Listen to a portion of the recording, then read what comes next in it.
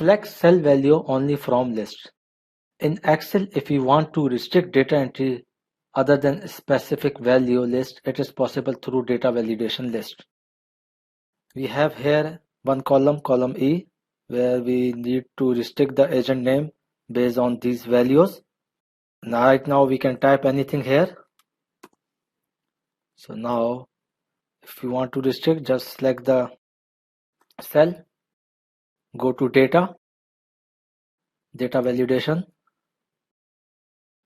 list, ignore blank, click here and give the source, means range of list.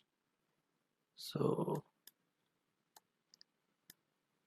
and then click OK and apply to all cells, drag to last row. Now we cannot type anything here, we can only select from the list.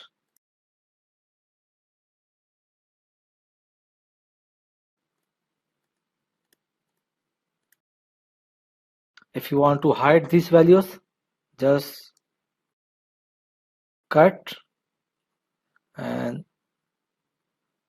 control right key and then paste here. You can also change the color.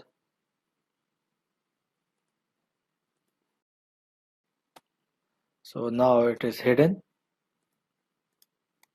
and user cannot see, user can only select from the values.